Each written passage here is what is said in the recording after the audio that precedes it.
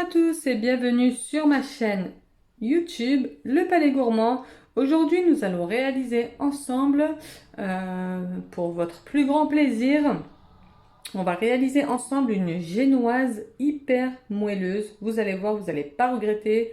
À vous les gâteaux d'anniversaire pour sublimer les papilles de vos convives. Alors pour la recette, vous aurez besoin de 6 œufs.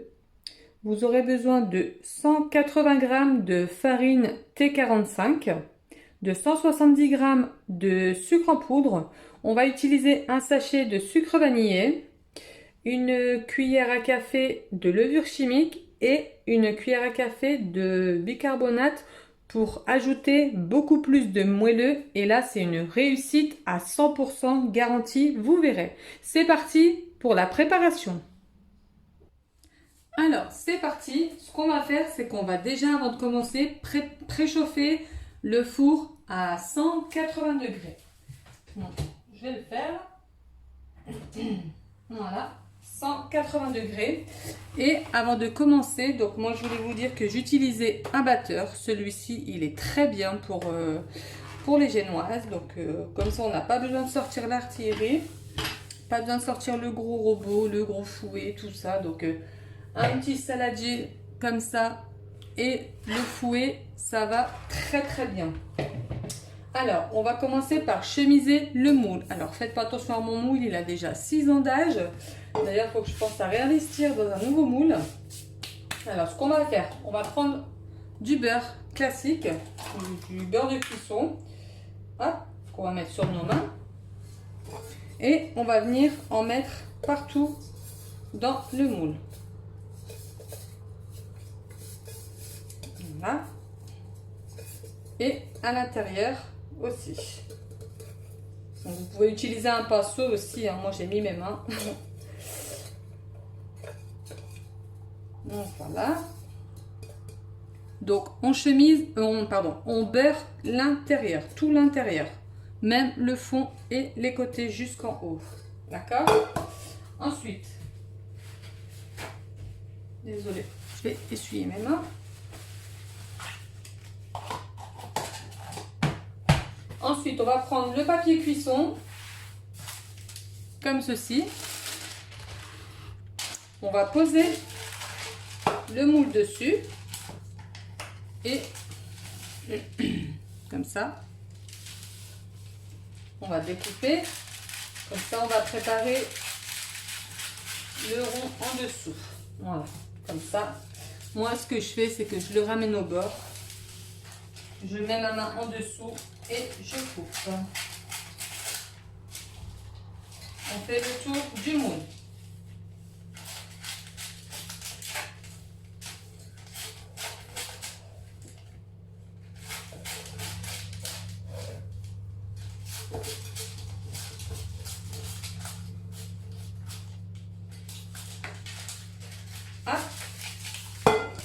Et là, on a notre rond pour mettre au fond du moule. Ça évitera que ça colle au fond.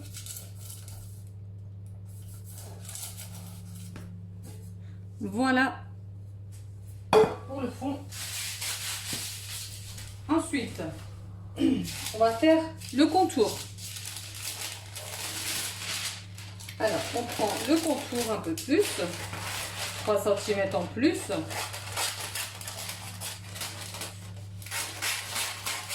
Voilà. Et on va découper, on va séparer en deux la feuille. À peu près, hein.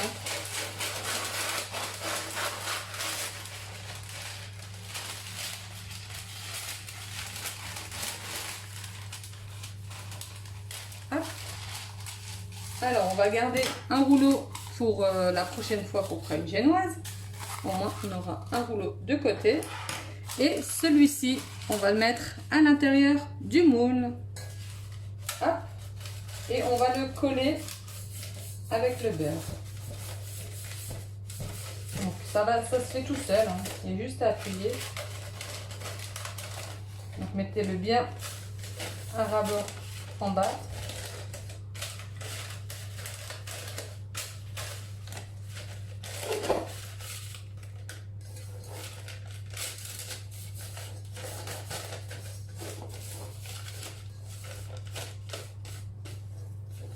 Et voilà. Donc là, pour coller le reste, on va reprendre un petit morceau de beurre, pas grand chose. Voilà, et on va venir beurrer pour refermer.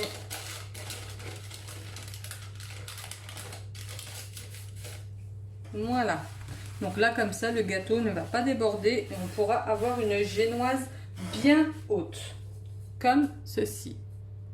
Voilà. Si vous avez des questions, n'hésitez pas à me les poser en commentaire. Je vous y répondrai. Alors maintenant, on va commencer avec la préparation de la génoise.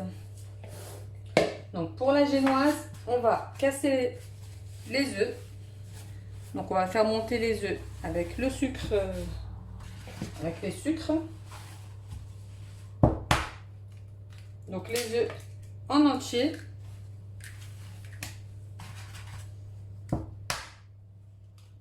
Donc moi je passe toujours mes œufs à l'eau avant de les utiliser. Donc 3, 4, 5,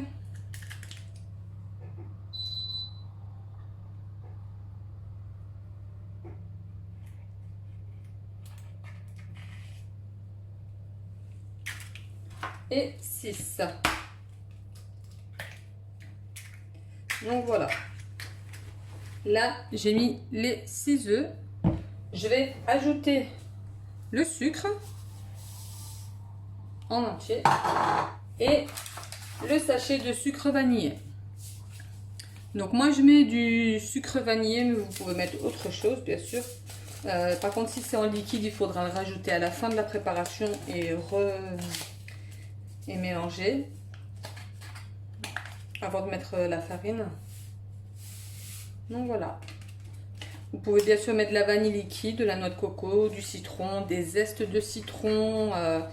Vraiment là vous faites marcher votre imagination. Moi je vous montre le plus classique à la vanille.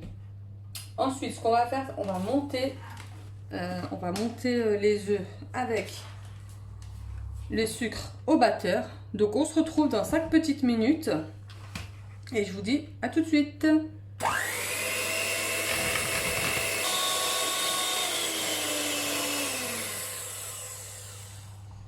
Alors voilà les amis, ça a pris à peu près 4 minutes.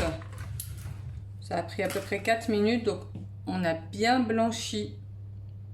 On a bien fait doubler, voire tripler de volume la préparation. Donc maintenant, on va arrêter avec le batteur et on va continuer à la spatule. Donc là maintenant, on va prendre le... J'ai perdu son nom. Bon, on va tamiser le tamis. On va tamiser la farine.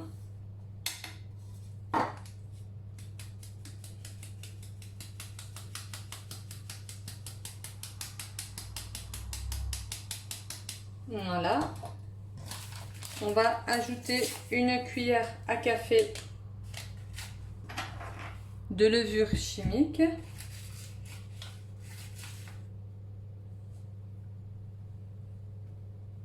Voilà. Hop. Et on va ajouter le bicarbonate alimentaire. Donc pareil, une cuillère à café. Donc ça va vous rendre bien moelleuse la génoise. Donc voilà, c'est alimentaire, c'est pas nocif pour la santé. Hop. Et on va commencer à mélanger avec la spatule. Donc là, on va doucement. On fait juste remonter le fond. On fait remonter ce qu'il y a dans le fond et on tourne tout doucement.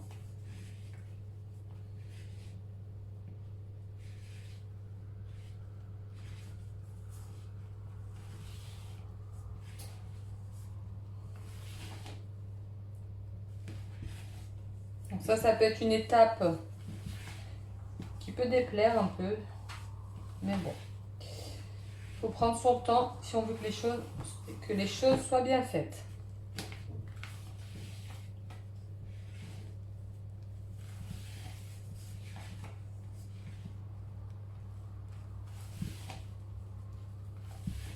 Donc il faut bien aller au fond et remonter. On ne veut plus voir la farine. Il faut bien incorporer la farine.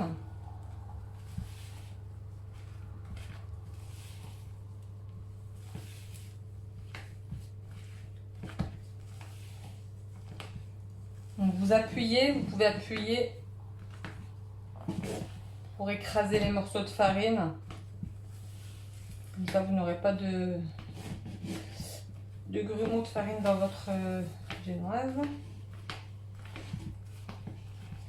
Donc voilà, là je pense qu'on est bon.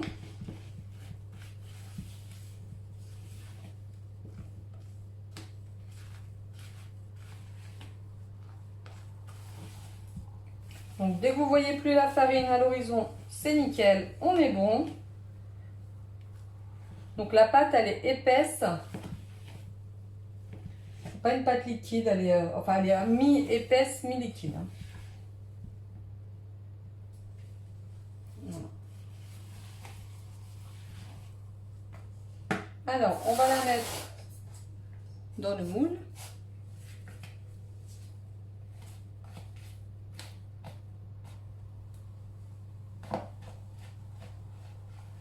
Elle a un peu un aspect de mousse.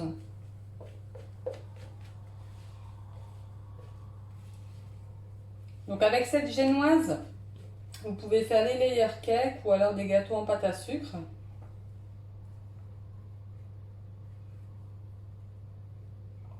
Hop.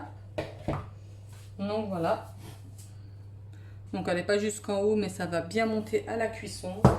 Donc on va la tourner une fois comme ça et on va la taper une seule fois. Voilà, pour chasser l'air. Ensuite, je vais la mettre au four pendant, je vais mettre 40 minutes à 180. Donc une petite astuce, la génoise, il faut toujours la cuire dans la grille du bas. Donc moi j'ai un four à chaleur tournante. Si vous n'avez pas un four à chaleur tournante, alors vous la mettez au deuxième niveau en partant du bas. Sinon moi je la cuis toujours tout en bas, ma grille tout en bas. D'accord? Comme ça le haut il ne brûle pas et vous verrez que la cuisson elle sera parfaite. Donc je vous donne rendez-vous dans 40 minutes. À tout à l'heure. Donc voilà, comme je vous ai dit, une cuisson en bas, au dernier rail du four. Et si vous avez un four qui chauffe en haut et en bas, alors vous la mettez au deuxième niveau en partant du bas. Alors voilà, 40 minutes pile poil. Je vais sortir la génoise du four. Ah. Donc 40 minutes c'est pile poil. Alors pour la sortir, c'est pas la peine de la laisser refroidir. Hop. Donc vous savez là où il y a l'ouverture, vous allez le tenir. Est-ce qu'on voit bien? Ok. Donc vous allez tenir les extrémités, d'accord? Vous allez soulever et pousser avec les doigts. Voilà, ça se décolle tout seul. Hop, et on va venir le poser sur du papier cuisson. On va venir enlever le contour.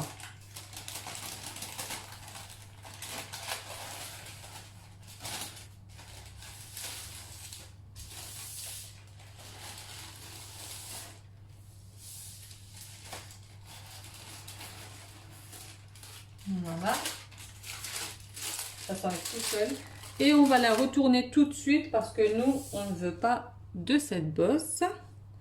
Donc, c'est un peu chaud, vous faites attention. Et hop, on la retourne. Comme ça, on a une génoise bien droite. Voilà.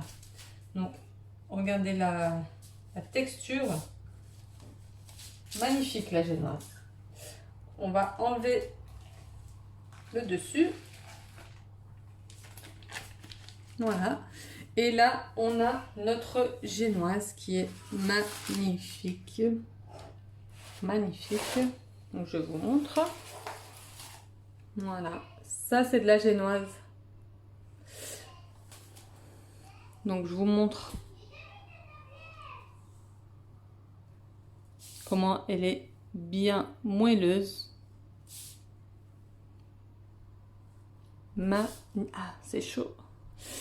Magnifique. Donc là, on a une belle génoise bien réussie. On va la découper ensemble pour voir l'intérieur. Alors voilà, on va la découper ensemble pour voir l'intérieur. Alors, comment la conserver? Moi, je la conserve dans du papier dans du papier étirable, du papier transparent. Donc je l'enveloppe à l'intérieur et je la conserve à température ambiante. Il y en a qui la conservent au frais. C'est comme vous voulez. Moi, je préfère la garder à température ambiante et je l'enveloppe vraiment quand elle est pas trop refroidie, quand elle est encore un peu chaude. Comme ça, les vapeurs, ça permet de garder la génoise bien moelleuse et ça ne sèche pas. Vous verrez. Donc, vous pouvez la garder enveloppée pendant à peu près 4 à 5 jours, pas plus. Vous pouvez aussi la congeler. Vous pouvez aussi la congeler et la décongeler. Elle sera pareille. Il n'y a pas de souci. J'ai déjà testé une fois et c'était super. Donc voilà, on va la découper ensemble. Pour la découper, un couteau. Je vais garder cette génoise moi après. Comme ça, dans une prochaine vidéo, on fera un layer cake à la fraise. Donc je vous montrerai l'intérieur, on va fourrer au chocolat et puis l'extérieur à la vanille. Donc hop, on rentre le couteau bien droit et on tourne. Donc vous pouvez le faire à chaud bien sûr, hein, ou vous laissez refroidir. Là c'est juste pour vous montrer.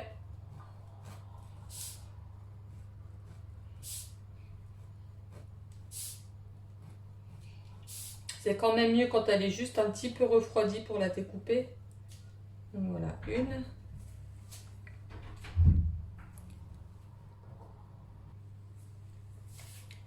Bon, en tout cas, j'espère que ma vidéo vous servira, qu'elle vous aura plu. Donc j'espère que vous la partagerez, j'espère que vous likerez. N'hésitez pas à m'envoyer tous vos commentaires si vous avez des questions. Je vous répondrai.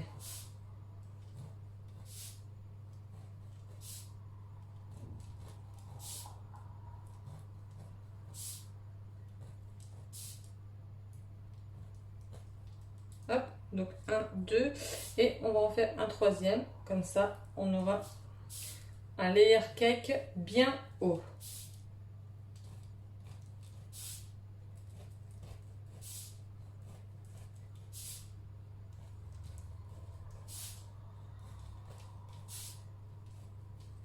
Donc là, j'ai réussi à avoir 4 parties de génoise. Donc voilà, comme ceci. Bon, elle est encore un peu chaude.